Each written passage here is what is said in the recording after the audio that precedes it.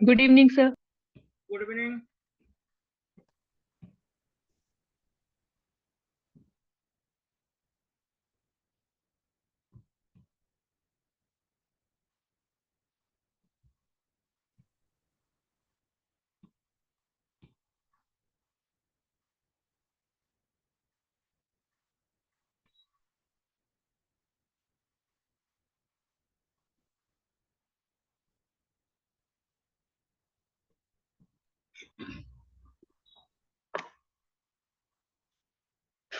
Good evening. आप लोग को वॉइस मिल रहा है सभी को? यस सर, देखिएगा, गुड इवनिंग। आज हम लोग एक बहुत इंपॉर्टेंट टॉपिक लेके आए हैं जो आपके फर्स्ट पेपर में है और जो एसएसटी वाले हैं उनके लिए तो है ही है। तो देखिए, टॉपिक का है हमारे जो कॉन्स्टिट्यूशन में जो प्रियम्बल है, जिसको आप प्रस्तावना या उद्देशिका कहा जाता है, वो क्या कहता है एजुकेशन सेक्टर के लिए या हमारे देश में जो समावेशी विकास के लिए, या कह सकते हैं सोशल जस्टिस के लिए, जिसको सामाजिक न्याय जिसे कहा जाता है, तो उसके लिए हमारे जो प्रियम्बल है या उद्देशिका या जो प्रस्तावना है वो क्या कहता है, उसके बारे में हम आज बात करेंगे। देखिए, ये जो उद्देशिका है या प्रस्तावना है या जो प्रियम्बल जिसे आप लोग हम कहते हैं, ये क्या है? भारत में हमारे संविधान का जो बेसिक स्ट्रक्चर है, जिसके आधारभूत संरचना जिसे कहा जाता है, वो क्या है? ये प्रियम्बल है। जैसे आधारभूत का मतलब होता है जब भी कोई मकान वगैरह आप बनाते हैं तो उसका जो नींव होता है, आधार होता है, बेस होता है, वो क्या होता है? जो सबसे इंपॉर्टेंट होता है। उसी प्रकार से क्या होता है, ये जो प्रियम्बल है वो क्या होता है? हमारे संविधान के क्या होता है? बेस है। इसलिए इसको आधारभूत संरचना या बेसिक स्ट्रक्चर कहा जाता है। क्या कहा जाता है? आधारभूत संरचना या बेसिक स्ट्रक्चर कहा जाता है। ठीक है। इसकी जो शुरुआत होता है, we of the people of India, यानी हम भारत के लोग से इसका शुरुआत होता है।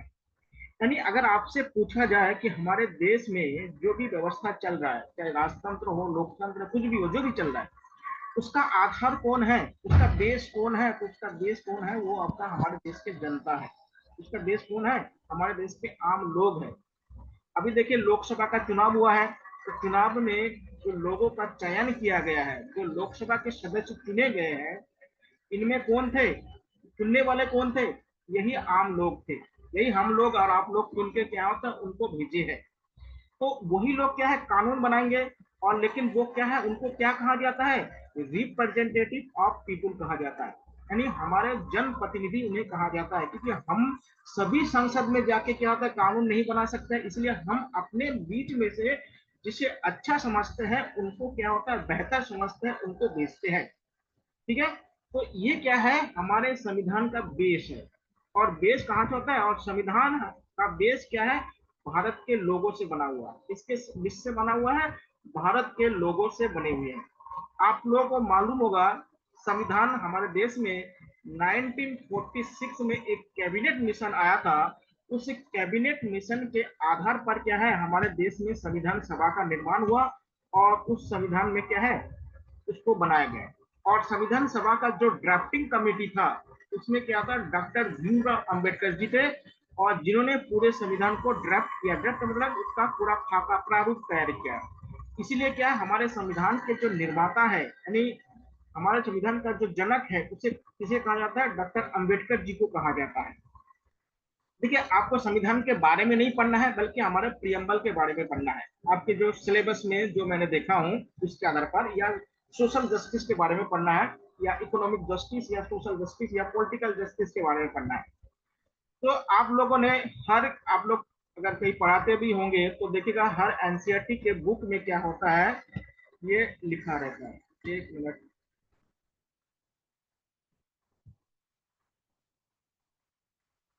हाँ, मॉक टेस्ट भी करवाएंगे, अभी जीके का मॉक टेस्ट भी करवाएंगे, पहले इस क्लास को कर लेते हैं। अभी देखिएगा, मॉक टेस्ट भी होगा, पूरा होगा। मॉक टेस्ट में कोई दिक्कत नहीं होगा, सभी होगा। तो ध्यान दीजिएगा, ये क्या है? हमारे संविधान के बेसिक स्ट्रक्चर है, यानी मूलभूत आधार है। मूलभूत आधार इसे कहा जाता है।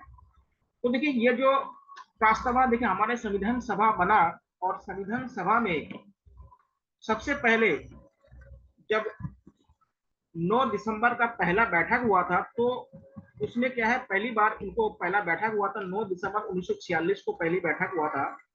लेकिन क्या हुआ, तो 13 दिसंबर के दिन क्या बहुत इंपॉर्टेंट है ये प्रस्तावना के दिन। 13 दिसंबर 1946 को 1946 को क्या है, पहली बार नेहरू जी ने एक उद्देश्य प्रस्ताव क्या है संविधान सभा के सम्मुख रखा था। उद्देश्य प्रस्ताव इसको कह सकते हैं ऑब्जेक्टिव मोशन, मोशन जिसे कह सकते हैं। तो ऑब्जेक्टिव मोशन सबसे पहले नेहरू जी ने क्या है संविधान सभा के सामने रखा था। किसने क्या, नेहरू जी ने। कब रखा था, 13 दिसंबर 1946 को रखा था उद्देश्य प्रस्ताव,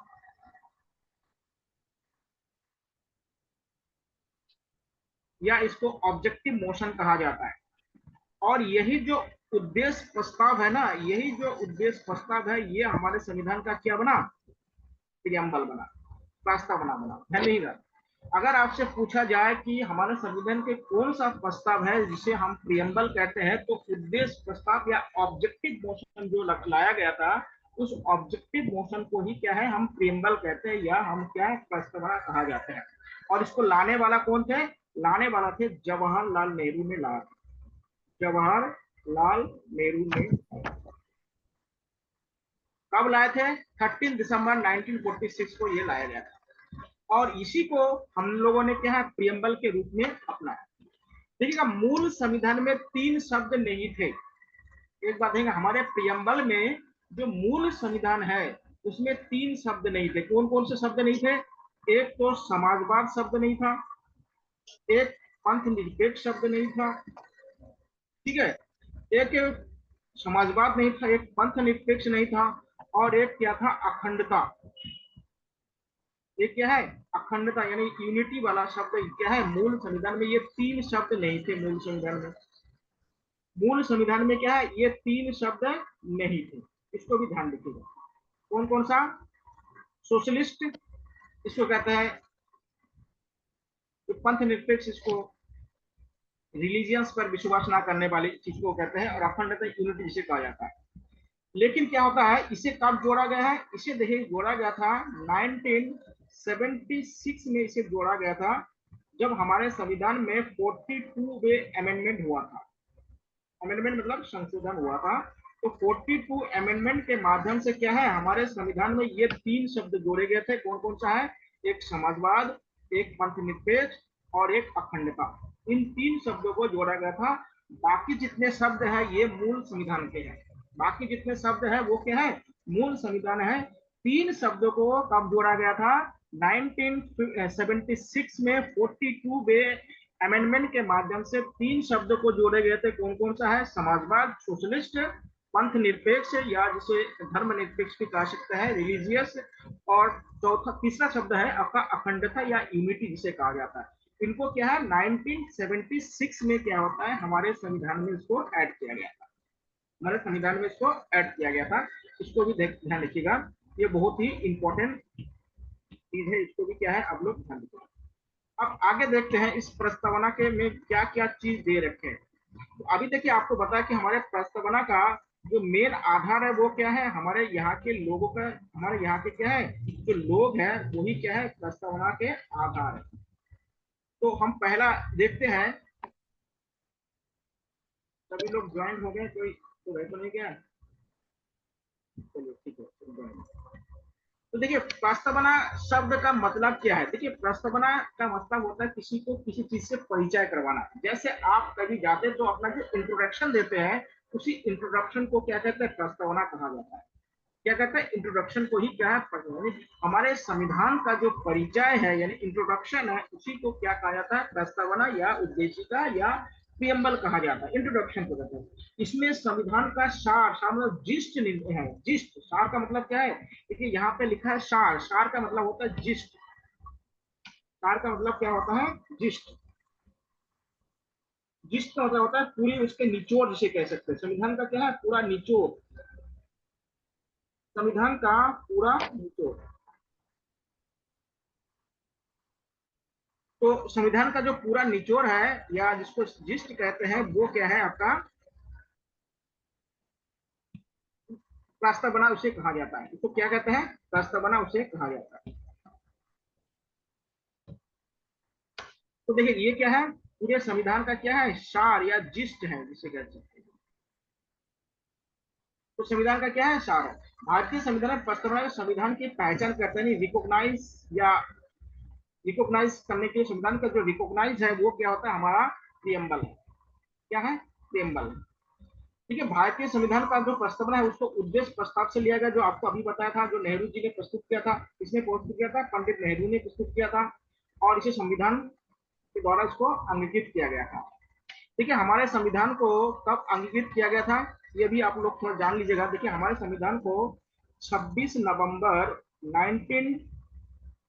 1949 को क्या है, संविधान को एक्सेप्ट किया गया था, या संविधान को क्या अंकित किया गया था। इसीलिए आप लोग जानते हैं कि जो 26 नवंबर का जो दिन होता है ना, जो 26 नवंबर होता है, इसे दिन क्या होता है, हम लोग क्या मनाते हैं, संविधान दिवस मनाते हैं। क्या मनाते हैं? संविधान दिवस के रूप में इसे मनाते हैं 26 नवंबर, यानी कॉन्स्टिट्यूशन डे के रूप में क्या है, 26 नवंबर को हम मनाते हैं। कौन सा? कॉन्स्टिट्यूशन डे के रूप में। क्योंकि इसी दिन क्या होता है, संविधान सभा के जो लोग थे ना, उनको संविधान पर हस्ताक्षर यानी साइन किए थे। लेकिन संविधान का जो अंतिम बैठक हुआ था, देखिए संविधान का ये अंतिम बैठक नहीं है, संविधान का जो अंतिम बैठक हुआ था वो 24 जनवरी 1950 को हुआ था। 1950 को संविधान का क्या है, अंतिम बैठक हुआ था। 1950 है ये, ठीक है, 1950 को संविधान का अंतिम बैठक हुआ था। और इसी दिन क्या है, हमारे जो संविधान है वो पूरी तरह से लागू की गई थी। देखिए इसमें क्या है, इस तिथि को संविधान को क्या कर लिया था, अंगीकृत किया था, यानी एक्सेप्ट किया था। और इसी दिन क्या है, इम्प्लीमेंट किया गया था। इसी दिन, मतलब इसी दिन को बैठक हुआ था। और 26 जनवरी को क्या है, 26 जनवरी 1950 को क्या है, हमारे संविधान को क्या लागू किया गया। और इसको हटा दीजिएगा, इसमें ये क्या है, संविधान सभा का क्या अंतिम बैठक हुआ था। संविधान सभा का क्या अंतिम बैठक कब हुआ था, 24 जनवरी को अंतिम बैठक हुआ था।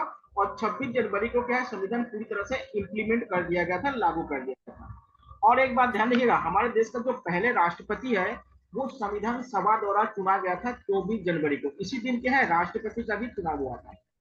इसी दिन जो हमारे देश का जो पहले राष्ट्रपति थे, डॉक्टर राजेंद्र प्रसाद जी का चुनाव क्या है, संविधान सभा के द्वारा किया गया था। किसके द्वारा किया गया था? संविधान सभा के द्वारा किया गया था। देखिए प्रस्तावना में जो 3 शब्द जोड़ा गया था 1976 में 42वें संविधान के माध्यम से जोड़ा गया था, जिसमें समाजवादी, धर्मनिरपेक्ष और अखंडता को क्या है, इसमें शामिल किया गया। इन 3 शब्दों को अभी जो आपको बताया था, इसी को जोड़ा गया था। तो कब जोड़ा गया था? 1976 को 42 अमेंडमेंट के माध्यम से इसको जोड़ा गया था। इसको भी आप लोग ध्यान दीजिए। आप देखिए संविधान का जो मूल चीज है उस पर हम लोग बात करते हैं, यानी उसमें क्या क्या है।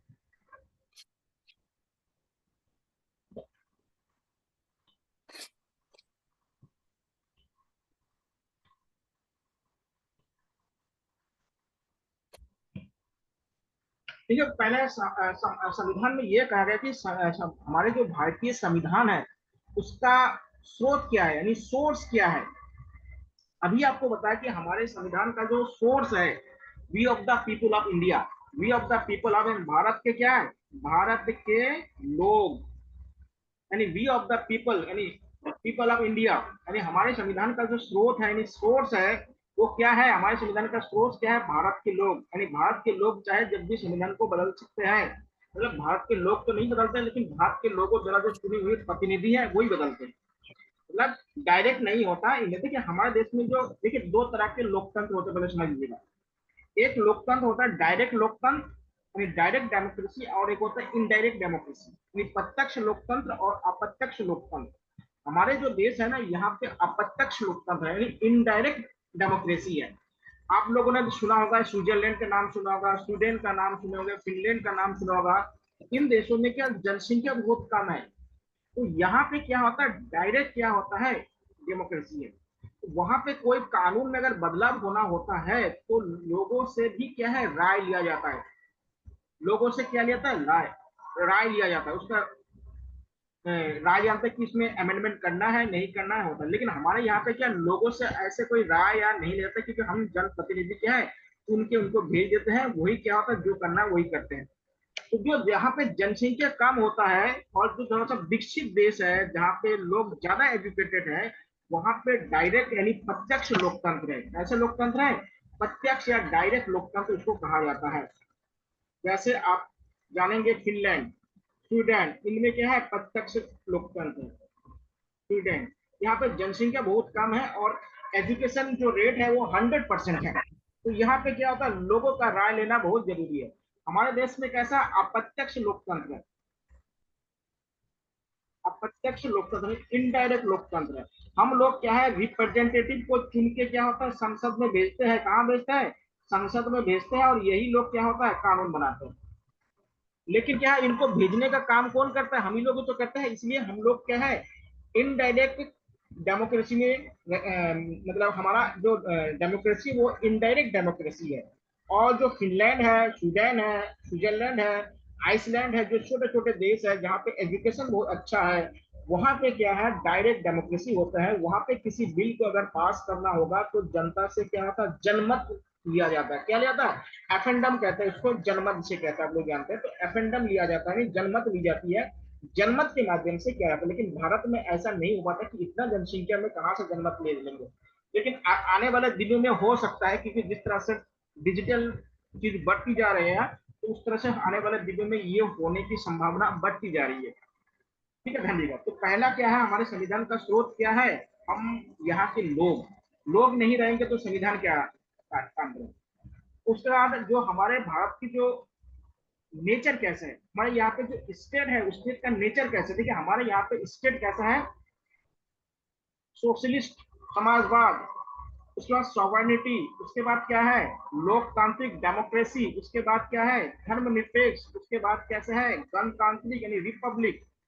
ये शब्द एक एक करके आपको बताऊंगा, इसका आपको डेफिनेशन एक एक करके आपको बताया जाएगा, समझ लीजिएगा। कैसा है? समाजवादी है, संप्रभु है, लोकतांत्रिक है, धर्मनिरपेक्ष है यानी पंथ निरपेक्ष का है, धर्मनिरपेक्ष का है, एक ही चीज है। उसके बाद क्या है गणतांत्रिक रिपब्लिक है।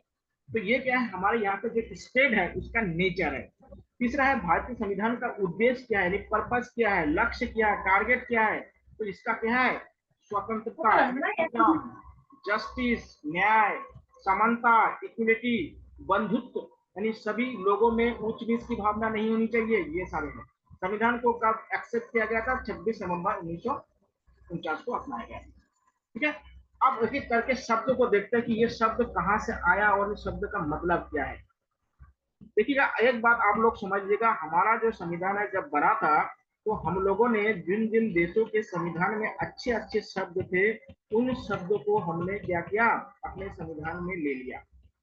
इसलिए हमारे संविधान में क्या है, कभी कभी हमारा संविधान को उधार का संविधान भी कहा जाता है, कि हमने क्या है दूसरे देशों के संविधान से बहुत कुछ क्या है लिया है।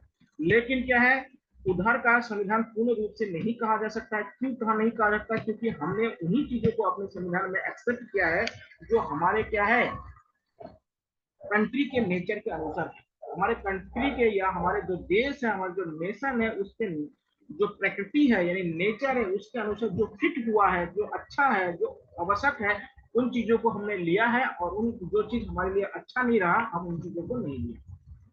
ठीक है। तो इसलिए क्या है हमारे संविधान को कभी उधार का संविधान भी कहा जाता है। अलग अलग संविधान से अलग अलग चीज लिया है। तो देखिए सबसे पहले क्या है हम भारत के लोग, तो भारत के लोग का मतलब क्या हम क्या है एक प्रजातांत्रिक देश में, तो प्रजातंत्र मतलब रिपब्लिक देश में रहते हैं। देखिए पहले समझ लीजिएगा, दो शब्द समझ लीजिएगा। एक है रिपब्लिक जिसे हम कहते हैं गणतंत्र या प्रजातंत्र कहते हैं। गणतंत्र या प्रजातंत्र या रिपब्लिक दोनों शब्द एक चीज है। रिपब्लिक इसका मतलब देखिए क्या होता है कि हमारे यहाँ पे देखिए जो नेशन होता है, राष्ट्र होता है, नेशन या राष्ट्र होता है, उसका जो प्रमुख होता है, चीफ होता है, उसका जो चीफ होता है ना उसका क्या होता है इलेक्शन होना चाहिए, यानी चुनाव होना चाहिए। ठीक है। हमारे यहाँ पे नेशन का हेड कौन होता है? हमारे यहाँ पे नेशन का हेड कौन है? प्रेसिडेंट है, यानी राष्ट्रपति है। तो राष्ट्रपति का चुनाव होता है कि नहीं होता है? आप लोग बताइए। चुनाव होता है। आप लोग जानते हैं कि हर 5 साल बाद क्या होता है, हमारे यहाँ पे राष्ट्रपति का चुनाव होता है, इलेक्शन होता है। तो हम कैसे हैं? रिपब्लिक है। अगर हमारे यहाँ पे राजतंत्र होता ना तो हम उसको क्या कहते हैं? हम उसको रिपब्लिक नहीं कहते। जैसे ब्रिटेन देखिएगा, ब्रिटेन में राजतंत्र, इसलिए ब्रिटेन को क्या नहीं कहते? ब्रिटेन को हम रिपब्लिक नहीं कहते। जापान को देखिए, जापान में राजतंत्र है, इसलिए हम उसको रिपब्लिक नहीं कहते। तो जहां पे राजतंत्र है, राजा प्रमुख है, देखिए राजा का चुनाव नहीं होता है, जिसका चुनाव होगा नहीं, राष्ट्र के प्रमुख का जहां पे चुनाव होगा उसे हम क्या कहेंगे? रिपब्लिक या गणतंत्र कहेंगे। समझ में आ गया? तो भारत क्या है? पहली बात है, हमारे जो राष्ट्र के मुखिया है वो कौन है? हमारे प्रेसिडेंट है। इसलिए देखिए हमारे देश का प्रथम व्यक्ति कौन होता है? फर्स्ट सिटीजन ऑफ इंडिया, वो होता है प्रेसिडेंट। अगर आपसे पूछा जाए कि हमारे देश का फर्स्ट नागरिक कौन होता है, फर्स्ट पर्सन या सिटीजन कौन होता है, तो वो क्या है? प्रेसिडेंट होता है। ठीक है, तो ध्यान दीजिए, प्रेसिडेंट होता है। तो प्रेसिडेंट का हमारे यहाँ पे क्या होता है? हर 5 साल बाद क्या होता है? इलेक्शन होता है। तो इसलिए हम क्या है? प्रजातांत्रिक है, या हम लोग क्या है? रिपब्लिक है। हम लोग क्या है? रिपब्लिक है। ठीक है, हम लोग कैसे हैं? रिपब्लिक है। इसको ध्यान रखिएगा।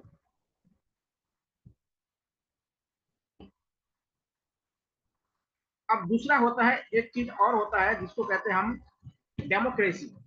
डेमोक्रेसी का मतलब होता है जिसे हम कह सकते हैं लोकतंत्र। लोकतंत्र या डेमोक्रेसी किसे कहते हैं? देखिए एक तो होता है हमारे नेशन यानी राष्ट्र के प्रमुख होता है, और एक होता है हमारे गवर्नमेंट यानी जो हमारी सरकार होती है, उसके मुखिया कौन होते हैं। अगर उसके मुखिया का भी चयन अगर लोकतांत्रिक माध्यम से यानी चुनाव के माध्यम से होता है तो उसे हम क्या कहेंगे? लोकतंत्र कहेंगे। अभी आप लोगों ने देखा था, चुनाव हुआ, चुनाव होकर हमारे देश के जो प्रधानमंत्री का क्या हुआ? चुनाव किया गया, इलेक्शन किया गया। तो हमारे देश में जो सरकार के मुखिया है, यानी हेड ऑफ द जो गवर्नमेंट है, वो कौन है? प्राइम मिनिस्टर है। तो हेड ऑफ द गवर्नमेंट कौन है? प्राइम मिनिस्टर है। तो उनका भी क्या होता है? इलेक्शन हो रहा है। इसलिए हम लोग क्या है? लोकतांत्रिक भी है, डेमोक्रेटिक भी है, डेमोक्रेसी भी हम लोग है, और रिपब्लिक भी है। देखिएगा हमारे यहाँ पे डेमोक्रेसी है, और ब्रिटेन में भी डेमोक्रेसी है, लेकिन ब्रिटेन क्या है? रिपब्लिक नहीं है। समझ लीजिएगा, क्योंकि वहां पे राष्ट्रपति का चुनाव नहीं होता है, और हमारे यहाँ पे राष्ट्रपति का भी चुनाव होता है और प्रधानमंत्री का चुनाव होता है। अभी देखिए ब्रिटेन में प्रधानमंत्री का चुनाव हुआ, जिसमें ऋषि सुनक की पार्टी हार गई है। आप लोगों ने सुना होगा, न्यूज में कल परसों की न्यूज में आया था। तो उसमें भी क्या है? वहां के प्रधानमंत्री का चुनाव होता है, इसलिए वो क्या है? डेमोक्रेटिक है। और दुनिया का पहला डेमोक्रेटिक कंट्री कौन सा है? देखिए दुनिया का पहला डेमोक्रेटिक बोल रहा हूँ, दुनिया का सबसे पहला डेमोक्रेटिक ब्रिटेन है। ब्रिटेन जिसको आप इंग्लैंड कहते हैं। और दुनिया का पहला जो रिपब्लिक कंट्री है वो क्या है? अमेरिका है, जिसको यूएसए कहते हैं, संयुक्त राज्य अमेरिका से कहते हैं। और भारत क्या है? दुनिया का सबसे बड़ा डेमोक्रेटिक कंट्री, सबसे बड़ा डेमोक्रेटिक है, मतलब जनसंख्या यानी वोटरों की संख्या के आधार पर क्या है? तो सबसे बड़ा है। क्योंकि चाइना में क्या डेमोक्रेसी है नहीं, चाइना में क्या है? कम्युनिस्ट गवर्नमेंट है, वहां पे ना तो रिपब्लिक है, ना तो वहां पे क्या है? डेमोक्रेटिक है। यानी ना तो चाइना में गणतंत्र है, ना तो लोकतंत्र है, वहां पे कैसे? कम्युनिस्ट गवर्नमेंट है। और इसलिए भारत क्या है? दुनिया का सबसे बड़ा क्या है? लोकतांत्रिक देश है, मतलब जनसंख्या, वोटरों की संख्या के आधार पर। और पहला लोकतांत्रिक देश अगर आपसे पूछा जाए तो ब्रिटेन लगाइएगा। पहला गणतांत्रिक देश अगर आपसे पूछा जाए तो आप यूएसए या संयुक्त राज्य अमेरिका जिसे कहते हैं उसको लगाइएगा।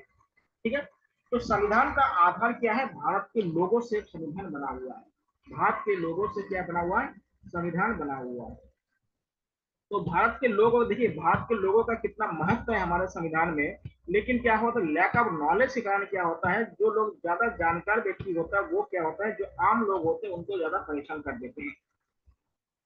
इसलिए तो आप लोगों को क्या होता है? प्रेमबल जानना चाहिए। प्रेमबल इसलिए देखिएगा हर स्कूल में इसको पढ़ाया जाता है, इसको समझाया जाता है। क्यों समझाया जाता है?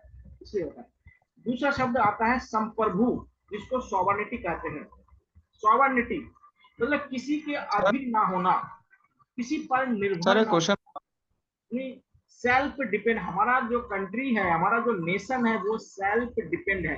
हम किसी के ऊपर क्या है? निर्भर नहीं है। हम अपने संसद में अपने लोगों के लिए कभी भी कुछ भी कानून बना सकते हैं, उसमें कोई भी बाहरी देश इंटरफेयर नहीं कर सकता है।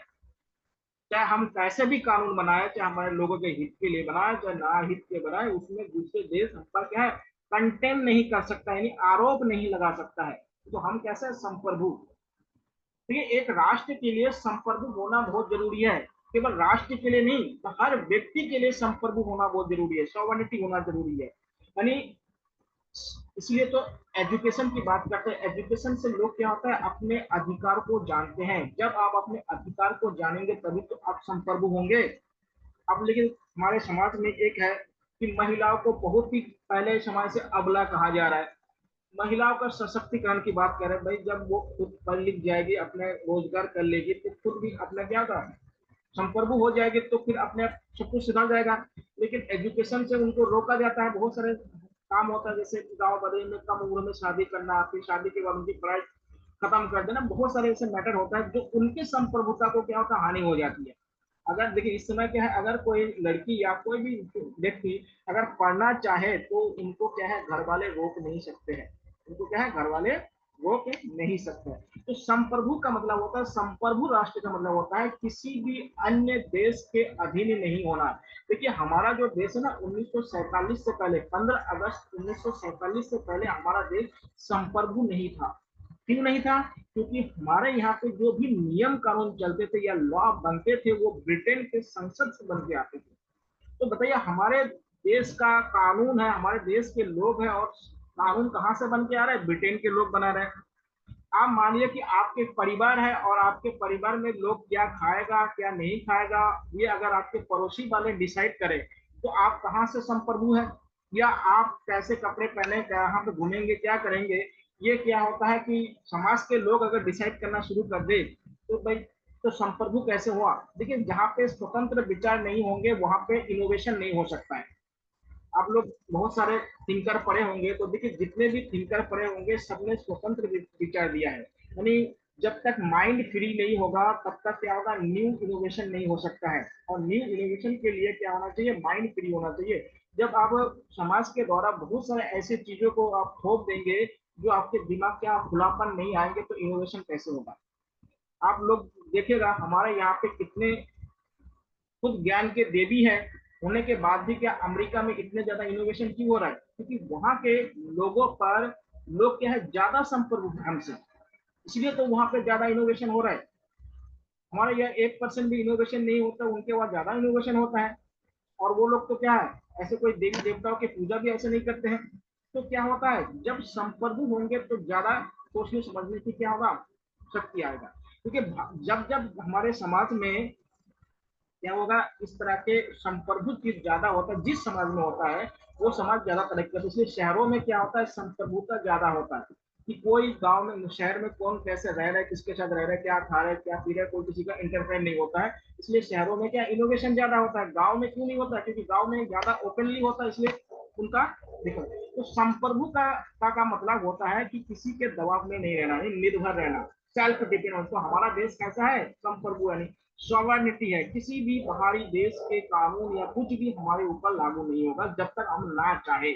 जब तक भारत सरकार ना चाहे किसी भी चीज को भारत में इम्प्लीमेंट करने के लिए, तब तक उस कानून को भारत में थोपा नहीं जा सकता है, क्योंकि हम कैसे हैं, संप्रभु है। लेकिन 15 अगस्त 1947 से पहले हम लोग संप्रभु नहीं थे। हमारे ऊपर एक ब्रिटेन ब्रिटेन चाहे जो भी लाभ देते थे, हम लोग उसको स्वीकार कर लेते। फिर तीसरा है समाजवादी, यानी जिसको सोशलिस्ट कहते हैं। ठीक है, यहाँ पे सोशलिस्ट आपको पता है कि 42 अमेंडमेंट में इसको ऐड किया गया है। ठीक है, सोशलिस्ट का मतलब क्यों लाया गया था इसको कर, देखिए हमारे मूल संविधान में ही सोशलिस्ट है। अगर आप लोगों ने अगर थोड़ा सा डीपीएसपी पढ़ा होगा, कभी डीपीएसपी राज्य के नीति निर्देशित तत्व उसको पढ़े होंगे, तो उसमें देखिए एक चीज बताया गया कि उसमें ये समाजवाद उसमें दिखाई देता है। उसमें निःशुल्क एजुकेशन की बात करता है, उसके बाद जो गरीब होते हैं उनको विधिक सहायता की बात करता है, पंचायत की बात करता है, उसके बाद सिविल कोर्ट की, कॉमन सिविल कोर्ट की बात करता है। ये बहुत सारे क्या है उसमें बात की गई। यानी मजदूरी, देखिए स्त्री पुरुष को साथ सेम वेतन मिलना चाहिए। ये सारे बात क्या है, हमारे डीपीएसपी में बोला गया है कि महिला और पुरुष अगर एक ही काम कर रहे हैं तो उनको अलग अलग वेतन नहीं देता। पहले देखिए होता, अभी भी गाँव में क्या होता है, जहाँ पे बैकवर्ड है वहां पे होता है कि पुरुष जो मजदूर होता है उनको ज्यादा पैसा मिलता है, महिला जो मजदूर होते हैं उनको कम पैसा मिलता है। लेकिन क्या है, हमारे डीपीएसपी में ये बात बताया गया कि जब दोनों व्यक्ति अगर एक ही काम कर रहे हैं, एक ही तरह के काम कर रहे हैं, तो उनके वेतन में, उनके जो मजदूरी है, उनमें कोई अंतर नहीं होनी चाहिए। इसलिए देखिए, सरकारी काम में क्या है, जो भी टीचर बन जाते हैं, चाहे वो महिला हो पुरुष हो, सबको सेम वेतन मिलते हैं। तो ये समाजवाद क्या है, हमारे ऑलरेडी है। लेकिन 1976 में इसको क्या है, जोड़ा गया है, क्योंकि हमारे यहाँ पे समाजवाद का मतलब होता है रशिया और जो चाइना है, वैसे समाजवाद की कल्पना भारत सरकार ने नहीं किया। हमारे यहाँ पे जो समाजवाद है ना, उसको लोकतांत्रिक समाजवाद कहते हैं, उसको कहते हैं डेमोक्रेटिक सोशलिस्ट कहा जाता है। कैसे हमारे हमारे यहाँ पे समाजवाद कैसा है, डेमोक्रेटिक सोशलिस्ट है, उसको लोकतांत्रिक समाजवाद कहा जाता है। लोकतांत्रिक समाजवाद में ये होता है कि हमारे यहाँ पे कुछ क्षेत्रों में सरकार का इंटरफेयर है, और कुछ क्षेत्रों में क्या होता है, जो निजी सेक्टर है उसका इंटरफेयर है। इसलिए आप लोगों ने पढ़े होंगे कि हमारा जो अर्थव्यवस्था है ना, वो कैसा है, निश्चित अर्थव्यवस्था, कि हमारे यहाँ पे जो कैपिटलिस्ट है उसका भी दबाव है, और हमारे यहाँ पे सरकार का भी क्या है, इंटरफेयर। अगर देखिए, अगर सरकार का इंटरफेयर नहीं होता है, तो पहाड़ों में ऐसे ऐसे स्कूल है जिसमें 10-15 बच्चे पढ़ते होंगे, और उसके लिए 2-3 टीचर रखे होंगे। तो क्या प्राइवेट कोई पार्टी ऐसे कर पाएंगे? नहीं कर पाएंगे। या आपको पहाड़ों में जो रोड बनाना है, कोई प्राइवेट कंपनी नहीं बना पा रहे, या जो राशन के दुकान से जो आपको अनाज मिल रहा है या सबको मिला, वो सरकार क्या था, सरकार दे रही है। तो इसको समाजवाद कहते हैं। जो बैंकिंग सेक्टर है, गांव गांव में जो बैंकिंग सेक्टर खुला गया है, ये क्या है, समाजवाद का उदाहरण है। लेकिन दूसरी तरफ क्या है, अंबानी लोग क्या कर रहे हैं, पेट्रोल पंप लगा रहे हैं भाई, रिचार्ज करवा रहे हैं, मोबाइल फोन टेली कम्युनिकेशन में आ रहा है। तो ये भी क्या है, एक प्रकार से प्राइवेट और क्या है, जो गवर्नमेंट है, उनका मिला जुला प्रभाव है। इसी को मिश्रित अर्थव्यवस्था कहा जाता है, या मिक्स इकोनॉमी कहा जाता है भारत में। तो समाजवाद का देखिए क्या होता है कि जब हमारा देश आजाद हुआ तो उसमें केवल 12% शिक्षित लोग थे, समझ लीजिएगा। भारत जब आजाद हुआ तो केवल 12% पढ़े लिखे लोग थे, यानी क्या है, एजुकेट मतलब साक्षर कहेंगे, एजुकेटेड तो नहीं कहेंगे, केवल लिटरेट लोग कहेंगे, साक्षर कहेंगे। साक्षर आप लोग जानते हैं कि जो 7 वर्ष से ऊपर का कोई व्यक्ति हो, भारत के किसी भी एक भाषा को पढ़ना लिखना आता है, उसे क्या है, एजुकेटेड नहीं कहते, बल्कि क्या होता है, उसे लिटरेट कहते हैं। एजुकेटेड और लिटरेट में बहुत अंतर होता है, नहीं, साक्षर और शिक्षित में बहुत अंतर होता है। तो साक्षर का मतलब क्या होता है, हमारा देश जब आजाद हुआ तो क्या है, 12% लोग साक्षर थे। तो समझिए कि कितने ज्यादा कम एजुकेटेड लोग उस समय रहे होंगे। तो उन लोगों को समाज के मुख्य धारा में लाने के लिए क्या है, समाजवादी विचारधारा लाना बहुत जरूरी है। जैसे रेलवे है, रेलवे अगर नहीं लाते तो भाई, प्राइवेट कंपनी अगर होता तो क्या होगा, रेलवे के किराए कभी भी बढ़ा सकते थे। सरकार है तो रेलवे की क्या है, आसान कर दिया है, लोग इधर से उधर जा सकते हैं। तो ऐसे बहुत सारे सेक्टर है, बैंक हुआ, रेलवे हुआ, या सरकारी जो बसेस चलता है, ऑफिस हुआ, राशन के दुकान हो, ये क्या है, समाजवाद के उदाहरण है। लेकिन हमारे यहाँ पे क्या है, राज्य का पूर्ण अधिकार नहीं है पूरे समाज पर, क्योंकि यहाँ पे समाजवाद भी है, और क्या है, पूंजीवाद भी है, यानी कैपिटलिस्ट भी है, और क्या है, सोशलिस्ट भी है। इसलिए भारत के इकोनॉमी को क्या कहते हैं, मिक्स इकोनॉमी कहा जाता है। ऐसे इकोनॉमी है हमारे पे, मिक्स इकोनॉमी है। भारत की इकोनॉमी को क्या कहते हैं, मिक्स या मिश्रित अर्थव्यवस्था कहा जाता है। तो समाजवाद का होता है कि यहाँ के जो मुख्य साधन है, उसमें क्या होता है, जो सरकारी स्वामित्व होना चाहिए। आप लोग देखे होंगे बहुत सारे PSU, पब्लिक सेक्टर अंडरटेकिंग का नाम सुने होंगे, जितने भी कंपनी है, जैसे बेल हो गया, सेल हो गया, ये जो है, उसका नैनीताल में रानीबाग में SMT कंपनी था। ये सब कंपनी क्या है, सरकारी कंपनी है। इसमें क्या था, पहले जो निजी कंपनी इसमें इस सेक्टर में लगे हुए नहीं था। देखिए आजकल तो देखिए बहुत सारे प्राइवेट कंपनी भी रोड बना रहे हैं। पहले क्या था, रोड बनाने के लिए केवल सरकारी कंपनियां होती थी, सरकार रोड बनाते, होटल सेक्टर में भी पहले सरकार थे। तो उस समय क्या था कि पब्लिक सेक्टर के लोग इसमें इन्वेस्ट नहीं करना चाहते। बैंकिंग में क्या है, प्राइवेट बैंक बहुत ही कम थे। ये तो 1991 के बाद जब न्यू इकोनॉमी पॉलिसी आया है, तभी ये प्राइवेट बैंक आए हैं। इससे पहले प्राइवेट बैंक भारत में रहा ही नहीं। तो उस समय जो बैंकिंग सेक्टर को कौन देख रहा था, जो सरकारी, इस समय जो आप नेशनल बैंक अब देख है, वो सारे बैंक क्या था, उसी में काम कर रहे थे। तो भारत में क्या है, ऐसा है, इकोनॉमी मिक्स इकोनॉमी है। तो सोशलिस्ट का मतलब होता है जो हमारे यहाँ पे जो रिसोर्स है उसका जो अधिकार होगा इसका होना चाहिए सरकार का, नहीं सार्वजनिक सेक्टर का होना चाहिए। आजकल देखिए आप एक नया मॉडल आ गया है जो सरकार और क्या प्राइवेट भी क्या है पार्टनरशिप में काम करते हैं।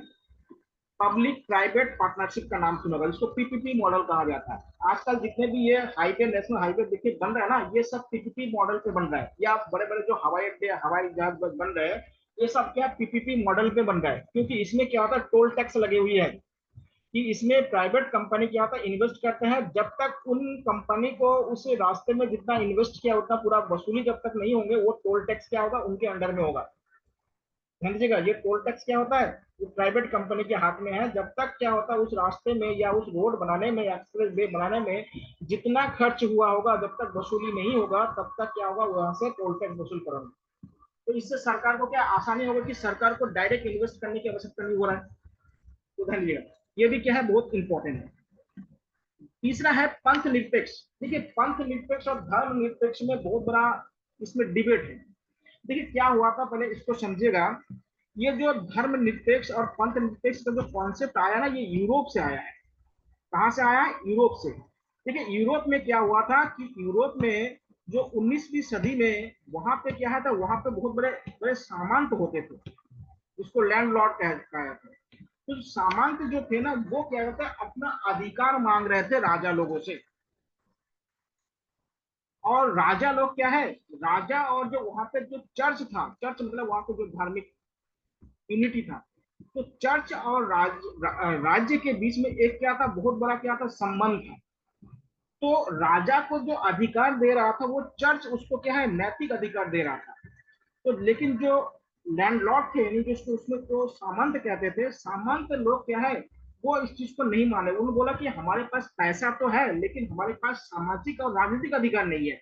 सामंत के पास पैसा है लेकिन सामाजिक राजनीति जैसे राज परिवार के लोग या चर्च के लोग जितने भव्यता से रहते थे उतने क्या सामंत या आम जनता को वैसे भव्यता मिलती नहीं थी।